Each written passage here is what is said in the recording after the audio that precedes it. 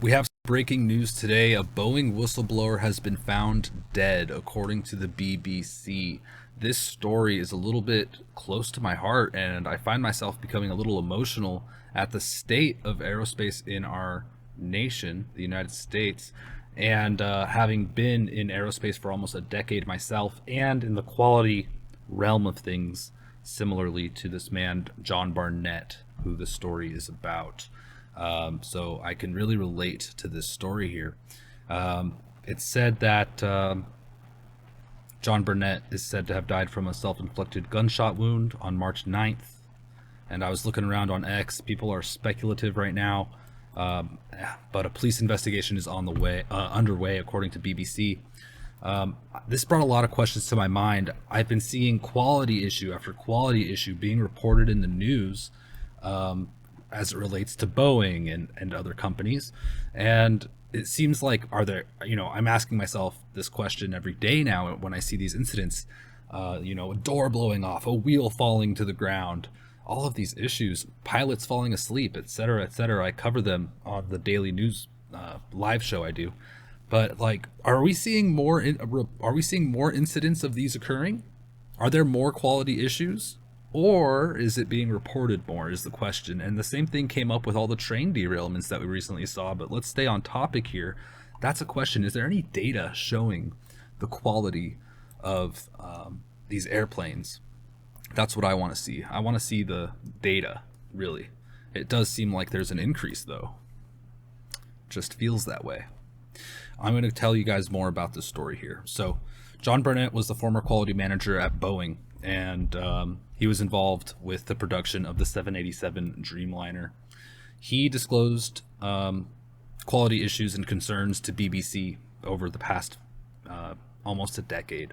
So here are the list of things that he brought up to the BBC, and I'll put the full article in the comments, and also you can follow me on X and get it there. But here are the issues. One issue was substandard parts were fitted to the aircraft due to workers being under pressure. Now, I've heard of this before. I've experienced it myself. However, I'm the kind of guy, I won't do it. That's just me. I'm not doing anything unethical, period.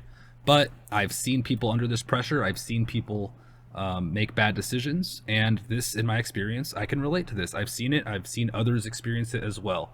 The pressure that they're under to produce these aircrafts is immense. And it's not just Boeing, who I've worked with. It's also all of their suppliers. It's other companies. I'm not going to say name names, but a lot of companies that I've seen have things that I could say are similar to this issue being raised here. Number two was an oxygen system problem. He said could cause only 25% of the masks to function in an emergency. The masks fall from the top of the plane in the event of an emergency, and you're supposed to be able to receive oxygen in case there's depressurization, etc. So he's saying that there was an issue that only a fraction of the masks would work. Of course, with all of these issues, Boeing came out and said they've denied it. They said, no, this is not the case, but we'll talk more on that later. Number three that he reported was compromised safety due to rushed assembly. He was concerned, I suppose, with the quality of how things were assembled due to the pressure of being rushed once again. Number four, traceability of components. He brought that up as well. Basically, in aerospace, just like other industries, you have to track every component. You have to have traceability from the very beginning to the very end, and it has to be documented in all this per their standards. And apparently he says that was not followed, and this was resulting in defective components going missing and just losing track of bad parts. Number five, he said that the parts used in the assembly were previously deemed scrap, which means they were garbage. They were defective in some way. They weren't up to the standards required to be on that airplane, according to what I would assume would be the engineering, right? My gosh. So they were using scrap parts because the people using them didn't want to delay production. So again, a pressure issue. And number six, alerting managers didn't result in any actions, according to Mr. Barnett. So he brought the issues up and nothing was happening. Oh, such a stressful situation. Oh, my God. I really feel for this guy.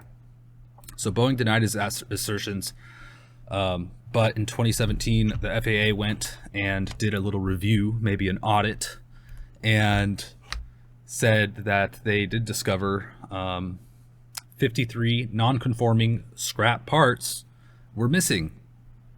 So they lost traceability of 53 parts that were scrap. So I wonder, did those make it onto airplanes? Where are they? Who knows?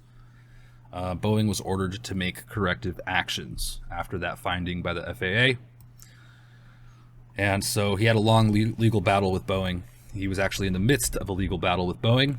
And he said his character was denigrated. He said this hampered his career because he was finding these issues and they weren't cooperating with him, apparently. He was in Charleston for legal interviews involving this case, and this was just during this time of his death a couple days ago. Boeing has since put out a statement saying, quote, "We are saddened by Mr. Barnett's passing, and our thoughts are with his family and friends."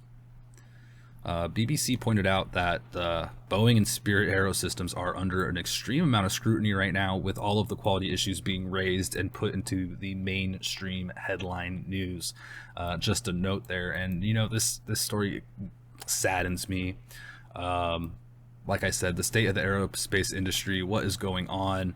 We have these DEI standards going everywhere, and people say it's going to destroy these companies. I don't think that all of this can be attributed to just DEI, but you have Elon Musk and others pointing that out, that it could be a potential problem.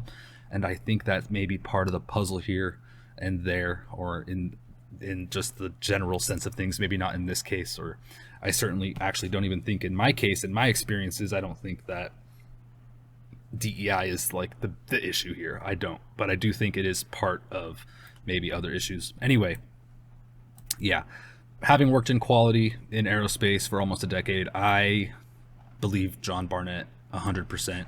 I think that there were issues, and I think they were dragging him along. I hope this was indeed what it is at face value, and that nothing else is going on here. And may he rest in peace. Let me know if there's anyone here that has experience in aerospace and you want to reach out to me. My email is I'll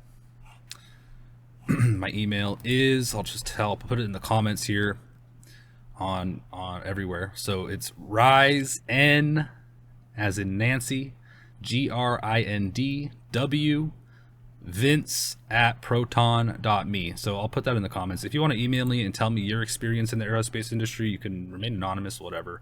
It's fine with me. I'm curious just to hear your input, whether it's Boeing or a supplier or anything aerospace. I'd be happy to hear your story, and you can reach out to me there. Thank you all for watching. Let me know your thoughts on this. Do you think there's an increase in these incidents going on? What do you think about the story in general? Curious to know. Thank you all. Take care. We do a little trolling. It's called We Do a Little Trolling.